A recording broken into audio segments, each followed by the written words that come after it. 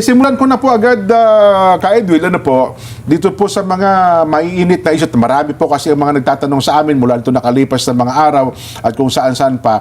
Una po, ay marami po nagtatanong kasi kung ano raw po ba ang masasabi ng Iglesia ni Cristo sa kasalukuyang sitwasyon po ng ating bansa, Ka-Edwin.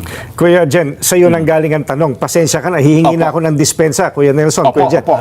Sa inyo nang galing ang tanong, pero i-address ko sa audience natin ang Sige sagot. po, Ano tama po. Sila po kasi yung nagtatanong talaga. Opo, kaya sa kanila dapat makarating.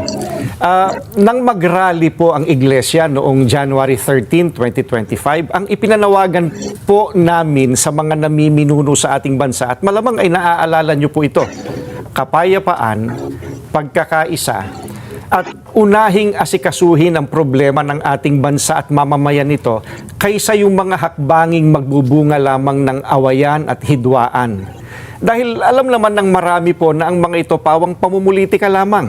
Ang nakakalungkot po ay yung panawagang yun ng Iglesia ni Cristo tila hindi pinakinggan ng mga kinaukulan. Kaya nga po, Kuya Jen, nangyari yung mga nangyayari ngayon. Ayun, oho.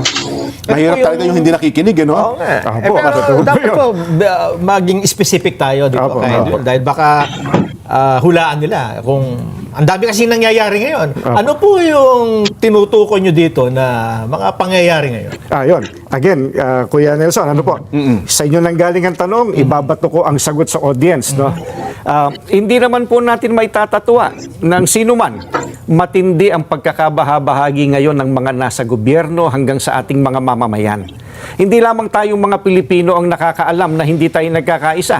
Ang nakakalungkot, maging ang mga taga-ibang bansang nagmamasid sa kaganapan po rito ngayon sa Pilipinas, alam na alam nila, hindi nagkakaisa. Magulo. Oho.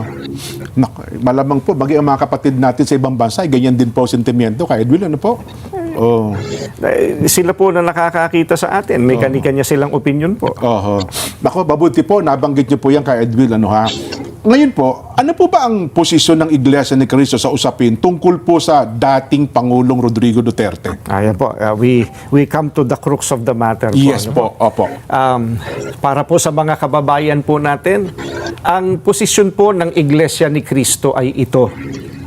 Kung ano ang tama at kung ano ang nasa mga batas natin, yun sana ang dapat pairalin. Huwag po itong pilipitin para umayon sa nais ng sinuman.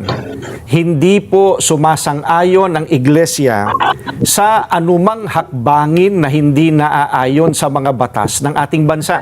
Sapagkat ang batas po ang salalayang nagpapanatili ng kaayusan sa ating bansa. Kapag ang batas ay binaliwala, ay nagbubunga ito ng kaguluhan, hidwaan at kawalang hustisya. Alam niyo po iyan.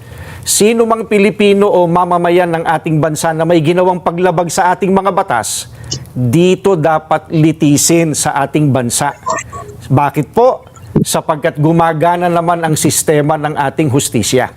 Hindi po natin sinasabing wag litisin ang dating Pangulo sa mga iniaakusa laban sa kanya. Ang saganang amin po, nagtitiwala ang Iglesia ni Cristo sa integridad at kakayahan ng hudikatura para pagpasyahan ng ganitong bagay at usapin. Ang mga hukom natin ay may kakayahan po na gampanan ang kanilang tungkulin, na ipataw ang tamang hustisya at pairali ng katarungan sa lahat ng sandali. Kaya, hindi natin dapat isuko ang soberenya ng ating bansa sa iba. Yan po ang posisyon natin. Ayun, malinaw na malinaw, ano ha? So, Nelson, wala palang kinalaman sa rally. Kung ano man pagkilos. Kung ano mang pagkilos sa kasabay ng kaarawan ng dating Pangulong Rodrigo Duterte. Hindi ito wala po. kung ano ang batas, yun dapat na umiral. Oho. Sa kasalukuyan pong pangyayari. At dapat po ay dito, litisin sa ating bansa. Ano ha?